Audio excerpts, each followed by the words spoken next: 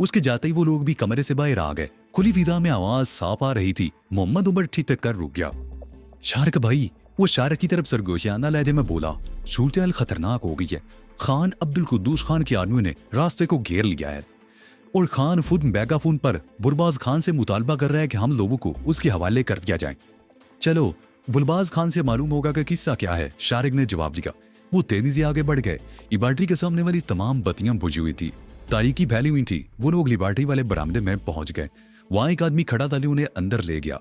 तहखाने में बल्ब जल रहा था और गुलबाज खान बेचैनी से टहल रहा था। क्या हुआ गुलबाज, ये सब क्या है? शारिक ने जाते ही पूछा। अब्दुल कुद्दूस खान को पता चल गया है कि उसकी लिबार्ट्री तुम लोगों ने तबाह की है और यह है कि तुम लोग यहाँ मेरे पास मौजूद हो, गुलबाज खान ने कहा। और चंद लम्हों को खामोश हुआ, फिर बोला, मैंने तुम लोगों को नहीं बताया, लेकिन कल उस तरह एक आदमी यहाँ आया था। उसने मुतालबा किया था कि तुम लोगों को उसके हवाले कर दिया जाए, लेकिन मैंने इनकार कर दिया और अब वो अपने आदमी को साथ लेकर आ गया है और तुम लोगों की वापसी का मुतालबा कर रहा है। लेकिन सवाल ये पैदा होता है कि खान को यहाँ हमारी मौजूदगी का पता कैसे चला? शारिक ने पूछा। मेरे 3 आदमी सरोबी गए हुए हैं, गुलबाज खान ने कहा। उन्हीं में से किसी एक ने वफादारी की होगी। तुमने ठीक ही कहा था, मेरे आदमी में चंद वफादार मौजूद थे। मुझे पहले भी उन पर शुबा था, लेकिन मुझसे गलती हो गई। मुझे पहले उनका बंदोबस्त कर लेना चाहिए था। लेकिन अब तुम्हारा क्या इरादा है? शारिक ने उसके चेहरे पर नजरें जमा दी। क्या तुम हमें इनके हवाले कर दोगे? कभी नहीं, गुलबाज खान ने ठोस लहजे में जवाब दिया। मैंने तुम लोगों को यहाँ इसलिए बुलाया कि मुझे तुम लोगों की मदद की जरूरत है। खान अब्दुल कुद्दूस खान के साथ 8-10 आदमी जरूर होंगे, जबकि मेरे पास सिर्फ 3 आदमी हैं। हम 4 आदमी उनका मुकाबला नहीं कर सकते। तुम लोग हमारी मदद करोगे? हम तैयार हैं, शारिक ने कहा, लेकिन हम खाली हाथ तो मुकाबला नहीं कर सकते। तुम लोगों की राइफलें वो पड़ी हैं। गुलबाज खान ने एक तरफ इशारा किया। राइफलें उठाकर मैगजीन चेक कर लो। फादल महफदील भी करीबी पेटी में रखे हुए हैं। ठीक है, फिक्र मत करो, हम तुम्हारे साथ हैं। शारिक भी कहते हुए अपने साथियों को इशारा किया। वो लोग आगे बढ़कर राइफलें उठाकर चेक करने लगे। वो सब दिली दिल में मुस्कुरा रहे थे। वो सिर्फ एक राइफल हासिल करने का मंसूबा बना रहे थे और कुदरत ने ऐसे हालात पैदा कर दिए थे कि उन सबको अपनी अपनी राइफलें मिल गई थी और अब वो अपनी मर्जी के मुताबिक कार्रवाई कर सकते थे। राइफलें संभाल कर वो लोग तहखाने से बाहर आ गए। गुलबाज खान भी उनके साथ था। वो बरामदे के सामने रुककर उन्हें बताने लगा कि अब्दुल कुद्दूस खान और उसके आदमी किस तरफ हो सकते हैं। मैंने अपने आदमियों को मुनासिब जगहों पर खड़ा कर दिया है। तुम अपने आदमियों को पोजीशन समझा दो। मैं उस तरफ हूँ, उन पत्थरों के पीछे। वहां से आगे आने वाले को रोका जा सकता है, गुलबाज खान ने कहा। शारिक ने सामने के रुख का जायजा लिया और अपने साथियों को उनके पोजीशनें समझाने लगा। इसने बड़ी होशियारी से काम लेते हुए अपने साथियों को उस तरफ तैनात किया था जिस तरफ उनके घोड़े मौजूद थे। गुलबाज खान, बैतापुर पर अब्दुल कुद्दूस खान की गूंजती हुई आवाज सुनाई दी। मेरी तुम्हारी कोई दुश्मनी नहीं, तुम इन आदमियों को मेरे हवाले कर दो, हम वापस चले जाएंगे। लेकिन अगर तुमने ऐसा ना किया तो तुम मुझे अपना बदतरीन दुश्मन पाओगे। मैं सिर्फ तुम्हें थोड़ा सा वक्त दे रहा हूं। मैं 5 तक गिनूंगा। अगर तुमने उन लोगों को मेरे हवाले ना किया तो मेरे आदमी फायरिंग शुरू कर देंगे और तुम्हारी लिबार्ट्री भी तबाह कर दी जाएगी। चंद सेकंड बाद ही गिनती शुरू होगी। उसमें अभी 3 ही कहा था, शारिक ने आवाज की सीमत फायर कर दिया। तारीकी में इतनी दूर किसी को निशाना बनाना मुमकिन नहीं था। बदे शारिक ने यह फायर खान अब्दुल कुद्दूस खान को इस्ताल दिलाने के लिए किया था, क्योंकि उसके दिल में अचानक ये ख्याल आया था कि लिबार्टी की तबाही की धमकी से गुलबाज खान उनके बारे में अपना इरादा बदल न दे। उसका ये वार कामयाब रहा। उसके फायर के जवाब में दूसरी तरफ से जबरदस्त फायरिंग शुरू होगी। गुलबाज खान ने भी अपने आदमियों को चीख कर फायरिंग का ऑर्डर दे दिया। शारिक दौड़ता हुआ मोहम्मद उमर के पास पहुंच गया। मोहम्मद उमर वो सरगोशी में बोला, अपने तमाम साथियों को लेकर घोड़ों की तरफ चले जाओ। घोड़े लेकर उस रास्ते की तरफ निकलने की कोशिश करो जिस तरह से ये लोग हमें ले आए थे। तुम कहाँ जा रहे हो? मोहम्मद उमर ने पूछा। मैं अभी चंद मिनट में तुम लोगों के पास पहुंच जाऊंगा। तुम लोग उसी रास्ते पर पहुंचकर बेड़ा इंतजार करना। शारिक ने कहा। वो एक तरफ दौड़ता चला गया। दोनों तरफ से शरीर फायरिंग हो रही थी। शारिक को यकीन था कि गुलबाज खान के आदमी देर तक मुकाबला नहीं कर सकेंगे और वो उससे पहले अपना काम खत्म कर लेना चाहता था। गोलियां शारिक के आसपास गिर रही थी। वो भी फायरिंग करता हुए लिबार्ट्री की दूसरी तरफ पहुंच गया। वहां गुलबाज खान के एक आदमी मौजूद था जो दर्रे वाले रास्ते की तरफ फायरिंग कर रहा था। गुलबाज खान कहाँ है? शारिक ने चीख कर पूछा। वो उस तरफ। उस शख्स ने इशारा किया। तुम भी उसकी मदद के लिए उस तरफ निकल जाओ। यहाँ की फिक्र मत करो, मैं यहाँ मौजूद हूँ। मेरे होते हुए कोई इस तरफ नहीं आ सकता, शारिक ने कहा। वो शख्स फायरिंग करता हुआ एक तरफ दौड़ता चला गया। शारिक कुछ देर तक वहीं खड़ा एक पत्थर की आड़ में सामने की तरफ फायरिंग करता रहा। फिर उसने इधर उधर देखा और आहिस्ता आहिस्ता पीछे हटने लगा। लिबार्ट्री के मनामते में पहुंचकर वो रुक गया। एक बार फिर उसने इधर उधर देखा और तेजी से दौड़ता हुआ लिबार्ट्री के दरवाजे में घुस गया। तहखाने ने पूछा मुझे कोई दुश्वारी नहीं हुई। वो तेजी से एक तरफ दौड़ता चला गया। वो गुलबाज खान से मुलाकात के लिए 3-4 मरतबा यहाँ आ चुका था और चंद बातें उसने नोट कर ली थी। लिबार्टी में एक तरफ केमिकल के चंद ड्रम रखे हुए थे। उसने ड्रम का ढकना खोलकर उसे उलट दिया। ड्रम में भरा हुआ केमिकल जमीन पर बहने लगा। शारे ने 2-3 और ड्रम उल्टा दिए और गैसोलीन का एक डब्बा उठाकर सीढ़ियों के करीब आ गया। डब्बा खोलकर सीढ़ी से नीचे लुढ़का दिया। तमाम सीढ़ियां तेल से तर होने लगी। शारे ने जेब से माचिस निकालकर एक तीली जलाई और उसे सीढ़ियों पर उछाल दिया। सीढ़ियों पर फैले हुए गैसोलीन ने फौरन ही आग पकड़ ली। आग शारे की तोकों से कहीं ज्यादा तेजी से फैलने लगी। शारे बड़ी तेजी से सीढ़ियां चढ़ता चला गया। बरामदे में पहुंचकर वो एक लम्हे को रुका, फिर सामने की तरफ फायरिंग करता हुआ तेजी से एक तरफ दौड़ता चला गया। उसे में साथियों तक पहुंचने में ज्यादा देर नहीं लगी। वो लोग घोड़ों की बागें पकड़े तैयार खड़े थे। जल्दी दिख रहो यहाँ से, शारे चीखा, यहाँ धमाका होने वाला है। वो लोग घोड़ों पर बैठ गए और घोड़े टीले की दूसरी तरफ ढलान पर उतरने लगे। फायरिंग बड़ी शिद्दत से हो रही थी। आवाजों से अंदाजा लगाया जा सकता था कि अब्दुल कुद्दूस खान का पल्ला भारी था। उसके आदमियों की तादाद ज्यादा थी और वो जदीद तरीन हथियारों से बड़ी जबरदस्त फायरिंग कर रहे थे। और उसके बरक्स गुलबाज खान के साथ सिर्फ 3 आदमी थे।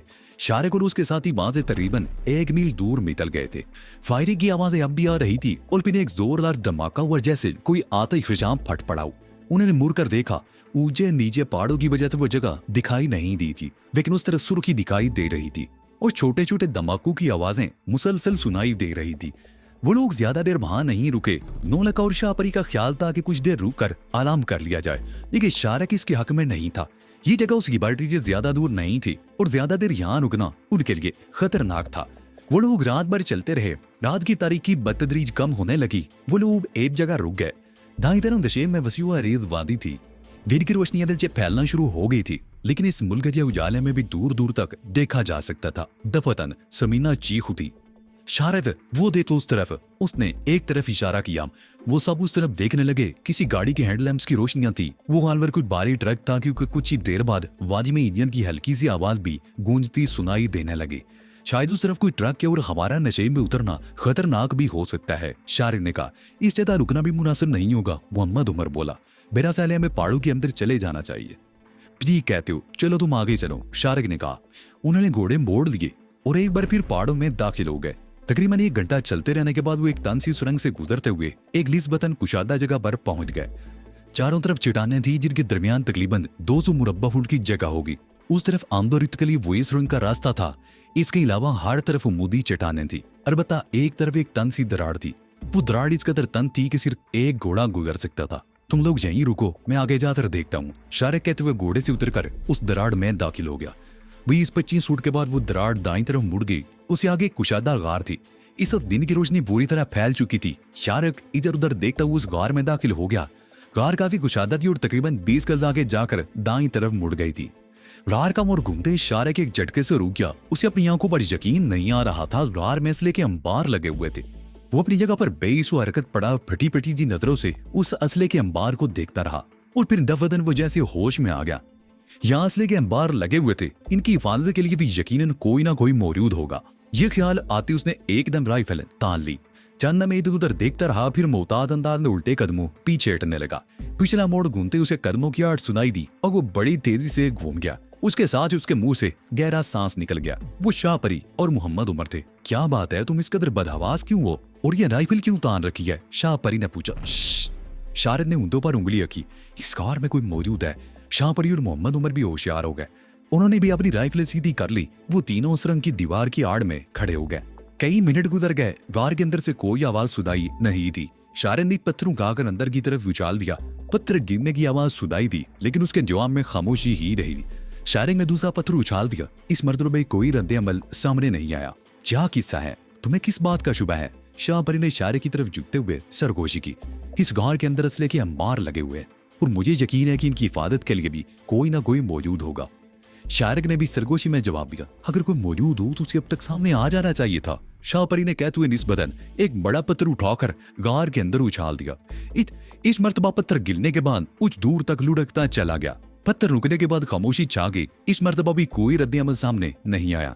मेरा ख्याल है गार में कोई नहीं। शाहपरी ने सरगोशी की। मोहम्मद उमर, शारिक ने कहा, तुम यहीं रुको, हम दोनों अंदर जाकर देखते हैं। अगर बाहर से किसी को आते देखो तो एक पत्थर उठाकर अंदर फेंक देना। ठीक है, मैं यहाँ खड़ा हूँ, तुम लोग जाओ, मोहम्मद उमर बोला। शाहपरी और शारिक राइफलें ताने बहुत मोहतात अंदाज में आगे बढ़ने लगे। वो उस जगह पहुंचकर रुक गए जहां लकड़ी की पेटियों का अंबार लगा हुआ था और उसके साथ ही रॉकेट लॉन्चर और कई मिसाइल रखे हुए थे। उन सबको देखकर शाहपरी की आंखें हैरत से खुली रह गई। वो दोनों पेटी से आगे निकल गए। आगे एक जगह दीवार के साथ क्लाशनकोव राइफलों का ढेर लगा हुआ था और कुछ पेटियां भी ऊपर नीचे रखी हुई थी। शारिक की तवज्जो राइफलों वाले ढेर की तरफ थी। शाहपरी सूरत-ए-हाल का जायजा लेने के लिए दाईं तरफ मुड़ी। उसके साथ उसके मुंह से खौफनाक चीख निकल गई। शारिक तेजी से घूम गया। शाहपरी चीख थी उससे लिपट गई। क्या हुआ? शारिक उसे अपने आप से अलग करने की कोशिश करते हुए बोला, फू फू। शाहपरी ने खौफजदा लहजे में कहा और एक तरफ इशारा किया। शारिक उस तरफ देखा और दूसरी हिला में उसका बिल भी उछलकर हल्क में आ गया। वो एक इंसानी ढांचा था जो लकड़ी की पेटियों के साथ तेग लदाए बैठने वाली पोजीशन में पड़ा था। ढांचे में लिबास मौजूद था। करीबी एक पगड़ी पड़ी हुई थी कमीज के कॉलर के ऊपर। उसकी खोपड़ी बड़ी खौफनाक लग रही थी। उसके दोनों पैर आगे को फैले हुए थे। दायां जमीन पर रखा हुआ था और उस हाथ में राइफल भी लगी हुई थी। शारिक ढांचे के करीब आ गया। खोपड़ी में पेशानी की जगह पर एक गोल सुराख नजर आ रहा था। ओह! शारिक के मुंह से बेइख्तियार निकला। वो चंद ने उसका जायजा लेता रहा, फिर बोला, गालमन इस गार का मुहाफिज था और इसे गोली मारकर हलाक किया गया है। गोली पेशानी में लगी थी, सुराख साफ नजर आ रहा है और गालमनीज की मौत भी 2 साल पहले वाकई हुई होगी। शाहपरी ने कहा। वो अपनी कैफियत पर बड़ी हद तक काबू पा चुकी थी। ये तो माहिरीन ही बता सकेंगे, लेकिन अब यह तय है कि इस गार में कोई जिंदा इंसान मौजूद नहीं, शारिक ने कहा और फिर आवाज देकर मोहम्मद उमर को भी बुला लिया। असले के अंबार देखकर मोहम्मद उमर भी चौंक गया। उसने ढांचा भी देख लिया। चंद का नाली इस गार में एक और मोड़ था। उस तरफ भी लातादाद लकड़ी की पेटियां और असला मौजूद था। हैवी मशीन गन्ने, लाकड़ मशीन गन्ने, लातादाद रॉकेट और दीगर गोला बारूद भरा हुआ था। गार के इस हिस्से में एक और ढांचा भी नजर आ गया। वो ढांचा जमीन पर लेटा हुआ था और उसके हाथ के करीब भी एक क्लाशनकोव पड़ी थी। मेरा कहना ये दोनों गार के मुहाफिज होंगे, शारिक बोला। इनमें से किसी बात पर झगड़ा हुआ होगा। दोनों ने फायर खोल दिया और एक दूसरे की गोलियों से खत्म हो गए। ये शख्स जख्मी होकर घसीटता हुआ यहाँ तक पहुंचने में कामयाब हो गया होगा और फिर खत्म हो गया। कुछ ऐसा ही लगता है, मोहम्मद उमर बोला। जबकि ये लोग कौन थे और ये असला यहाँ तक किस तरह लाया गया? इससे हमें कोई दिलचस्पी नहीं होनी चाहिए, शारिक ने कहा। तुम बाहर जाकर समीना और नौ नखे को भी बुला लाओ। घोड़ों को एहतियात से बांध देना। मेरा गैर से इस तरफ कोई नहीं आया, किसी के आने का इम्कान भी नहीं हो सकता, इसलिए घोड़ों को कोई खतरा नहीं होगा। मोहम्मद उमर बाहर चला गया और शाहपरी और शारिक गोला बारूद के उस अंबार का जायजा लेने लगे। ये गार चट्टान के खासा अंदर था, जहां मदमसी रोशनी मौजूद थी। उसने सर उठाकर देखा। गार की छत बहुत ऊंची थी और ऊपर एक खलासा नजर आ रहा था और यह रोशनी उसी खला से आ रही थी। तमाम पेटियों पर कोड नंबर के साथ USSR लिखा हुआ था, जिसका साफ मतलब था कि ये रूसी असला था। पेटियों में हैंड ग्रेनेड, पिस्तौल, रिवॉल्वर, राइफलों के मैगजीन और एमिनेशन भरा हुआ था। चंद पेटियों में मशीन गन के बेल्ट थे। इस असले की मालियत करोड़ों रुपए से कम नहीं थी, लेकिन इनके लिए ये बेकार था। शमीना और नून लखा भी आ गए और वो सब उस असले के बारे में तबसरा करने लगे। मोहम्मद उमर के कहने के मुताबिक रूसियों से जंग के दौरान मुजाहिदीन ने कई मरतबा रूसी फौजी कैंपों पर छापा मारकर असला जब्त किया था। यह असला भी वैसा ही था जो रूसी फौजियों से छीना गया था। लेकिन सवाल ये पैदा होता है कि अफगान मुजाहिदीन के जिस ग्रुप ने रूसी फौजियों से यह असला छीन कर यहाँ छुपाया था, वो इसे भूल कर क्यों गए थे? इन दोनों इंसानी ढांचों की मौत का वक्त तय्युम करना बहुत मुश्किल था, लेकिन एक बात तो तय थी कि तवील अरसे से यहाँ कोई नहीं आया था। आखिर वो कौन लोग थे जो इतनी बड़ी तादाद में ये असला यहाँ लाए थे और बाद में भूल गए? जंग के दौरान बाल छोटे छोटे गिरोह भी यहाँ सरगर्म अमल रहे। मोहम्मद उमर ने कहा, उन्हें मुजाहिदीन तो नहीं कहा जा सकता, लेकिन छोटे ग्रुपों ने भी रूसी फौजियों के खिलाफ महाज खोल रखा था। ये लोग मौका पाकर रूसी फौजियों से ना सिर्फ उनकी खुराक बल्कि असला भी छीन कर ले जाते थे। हो सकता है ये भी ऐसा ही कोई गिरोह हो और असला यहाँ पहुंचाने के बाद वो किसी और कार्रवाई में सब के सब रूसियों के हाथों मारे गए हों। पर जिन दो आदमी को असले की हिफाजत पर छोड़ गए थे, वो भी किसी बात पर आपस में लड़कर खत्म हो गए। हाँ, यही बात कुछ करीम प्यास मालूम होती है, शारिक ने कहा। इस असले का क्या किया जाए? नौलखे ने कहा। क्या करना है? शारिक बोला। हम ये असला अपने साथ तो नहीं ले जा सकते, अलबत्ता हो सकता है कि जरूरत की चंद चीजें उठा ले। मसलन चंद मैगजीन, चंद हैंड ग्रेनेड, जो किसी वक्त भी हमारे काम आ सकते हैं, और बाकी यहीं पड़ा रहेगा। शमीना ने सवालिया निगाहों से उसकी तरफ देखा। जाहिर है शारिक ने इस बार में सारी लाया, ये असला यहाँ महफूज है। अगर इत्तफाक से हमारी जरा कोई और इस तरफ निकल आया तो खुद ही सोचता रहेगा। बहरहाल अब बाहर चलो, हमारे लिए वही जगह मुनासिब है जहाँ हमने घोड़े बांधे हैं। वो लोग गार से बाहर निकलने से पहले उन्होंने अपनी राइफलें, मैगजीन और चंद हैंड ग्रेनेड ले लिए थे।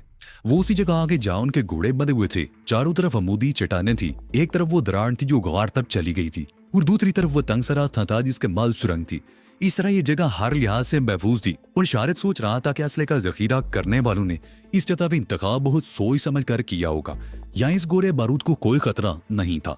वो लोग रात भर घोड़ों पर सफर करते रहे और बहुत थक गए, लेकिन गार में से की मौजूदगी की इंकशाफ ने उनकी नींदें उड़ा दी थी, पुरथकर भी बुला दी थी और वो देर तक उसी पर तबसरे करते रहे। मुझे हैरत है कि वो लोग असला इस गार तक लाए कैसे होंगे। ऐसा कोई रास्ता नहीं कि जीप भी यहाँ तक पहुंच सके। नौलखे ने कहा। हमने नसीब में गाड़ी को जाते देखा था। शारिक ने कहा। इस वादी में सड़क मौजूद है और मेरा ख्याल है वो लोग उस सड़क के रास्ते पहाड़ के दामन तक तो ट्रक लेकर आए होंगे और उसे आगे पेटियां कंधों पर लाद कर ले आए होंगे। इसमें तो बड़ी मेहनत करनी पड़ी होगी, समीना बोली। मेहनत के बगैर तो कोई काम नहीं होता, शारिक ने कहा। कितना असला है? इसकी मालियत करोड़ों रुपए होगी, नौलखे ने कहा। अफगानिस्तान में खुराक से ज्यादा असला मौजूद है, वो अमन उमन उनकी बातों में मुदाखलत करते हुए कहा। कुछ असला अफगानों ने जंग के दौरान रूसी फौजियों से छीना था और बहुत सा असला रूसी फौजी वापस जाते हुए छोड़ गए थे। पूरे अफगानिस्तान में असले के अंबार लगे हुए हैं। मैं दावे से कह सकता हूँ कि पहाड़ों में जा बजा इस तरह बहुत सा ऐसा गोला बारूद छुपा हुआ है जिसका अब कोई वारस भी नहीं है और रूसियों का छोड़ा हुआ असला ही अब अफगानिस्तान में आपस की लड़ाई में इस्तेमाल हो रहा है। रूसी फौज को अफगानिस्तान से गए हुए अदरचे बहुत अरसा बीत चुका है, लेकिन उनके एजेंट अब भी अपना काम जारी रखे हुए हैं। मेरी समझ में एक बात नहीं आ सकी, नौलखा बोला। रूसी तो उनके दुश्मन थे, वो वापस जा चुके हैं। उनके जाने के बाद ये लोग आपस में क्यों लड़ रहे हैं? इक़्तिदार, मोहम्मद उमर ने कहा। इक़्तिदार बहुत बुरी चीज है शारिक भाई। रूसियों के जाने के बाद यहाँ कई पार्टियां मारवे वजूद में आ गई हैं और हर पार्टी इक़्तिदार पर कब्जा करना चाहती है। बड़े बेवकूफ हैं ये लोग, नौलखा बोला। कुछ तबाही रूसी फौजियों ने फैलाई थी, वही सही कसर इन्होंने खुद निकाल दी। हमने तो हर तरफ खंडर ही खंडर देखे। सारी आबादी दूसरे मुल्कों में चली गई है। जो बचे कुछ रह गए हैं वो भी भूखे मर रहे हैं। इन लोगों को इतनी समझ नहीं आती कि सब कुछ खत्म हो गया तो इक़्तिदार का क्या करेंगे? क्या खंडर और लाशों पर हुकूमत करेंगे? अगर ये बात इनकी समझ में आ जाती तो रूसियों को मुदाखलत का मौका ही ना मिलता, मोहम्मद उमर ने कहा।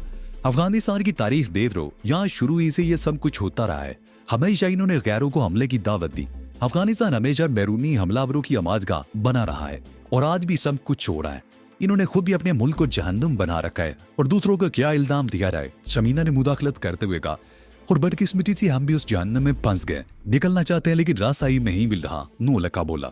एक दो दिन में हम लोग इंशाल्लाह यहाँ से निकल जाएंगे, मोहम्मद उमर ने कहा। मेरा ख्याल है पाकिस्तान की सरहद यहाँ से ज्यादा दूर नहीं। अगर हमें रास्ता मालूम हो तो आज रात से पहले सरहद पार कर सकते हैं, लेकिन हमें रास्ता मालूम नहीं। ये भी हो सकता है कि हम भटकते हुए दोबारा अंदरूनी इलाके की तरफ निकल जाएं। इसलिए हमें अब ज्यादा एहतियात से काम लेना होगा। बल्कि बेहतर तो यह है कि यहाँ से निकलने के बाद हम बस्ती में पहुंचने की कोशिश करें ताकि वहां से हमें सरहद पार करने का रास्ता मिल सके। ओ भाई, नौलखे ने उसकी तरफ देखते हुए कहा। रात को हम एक जहन्नुम से निकले हैं, बस्ती की तलाश में किसी और जहन्नुम में फंस गए तो जरूरी नहीं कि हर मर्तबा किस्मत हम पर मेहरबान है। मोहम्मद उमर ठीक कह रहे हैं, नौलखे, शारिक ने उसकी तरफ देखते हुए कहा। हमें वाकई किसी बस्ती तक पहुंचने की कोशिश करनी चाहिए, वरना यही होगा कि हम सारी जिंदगी इन पहाड़ों में भटकते रहें। ठीक है भाई, नौलखा गहरा सांस लेते हुए बोला। तुम लोग जो कहते हो ठीक ही है, लेकिन फिलहाल तो हमें थोड़ा आराम कर लेना चाहिए। रात भर के जागे हुए हैं, थके हुए हैं।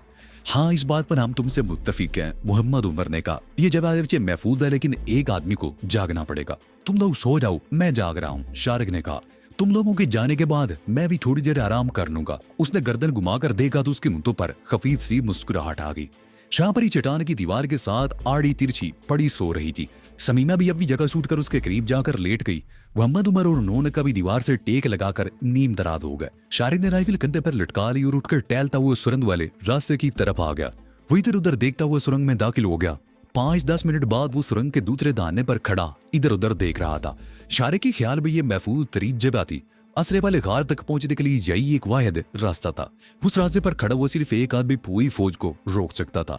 वही पत्थर पर बैठकर चारों तरफ देखता रहा। उसका ज़हन बुरी तरह उलझा हुआ था। मोहम्मद उमर ने ठीक ही कहा था कि उन्हें किसी बस्ती तक पहुंचने की कोशिश करनी चाहिए। अगर उन्हें रास्ता ना मिला तो वो वाकई इन पहाड़ों में भटकते रहेंगे और जरूरी नहीं था कि किस्मत हर मर्तबा उनका साथ दे। वो तकरीबन 2 घंटे तक वहां बैठा रहा। उसकी आंखों पे जलन हो रही थी और उसका दिल चाह रहा था कि यही बैठे बैठे सो जाए। वो बड़ी मुश्किल से अपनी आंखें खोले हुए था और फिर वहां से उठना ही चाहता था कि फिजा में गरल तरह की आवाज सुनकर चौंक गया। हवा के दोष पर आने वाली ये आवाज कभी तो बहुत करीब आती हुई महसूस होती और कभी यूं लगता जैसे मीलों दूर से आ रही हो। शारिक को समझने में देर न लगी कि पहाड़ी के दूसरी तरफ नशेब में वादी की सड़क से कोई बारीक गाड़ी गुजर रही थी। गालमन कुल ट्रक होगा। शारिक वो आवाज सुनता रहा। अचानक उसके जेर में एक और ख्याल आया, अगर वो लोग वादी में उतरकर उस सड़क के साथ साथ सफर जारी रखे तो किसी न किसी बच तक पहुंच ही जाएंगे। लेकिन फिर फर झटक कर इस ख्याल को जहन से निकाल दिया। तो ये थी आज की स्टोरी। आपको ये वीडियो कैसी लगी कमेंट में बताएं और हमारा चैनल सब्सक्राइब कर दे, साथ ही बेल आइकन भी दबा दे। अगला एपिसोड जल्द आएगा।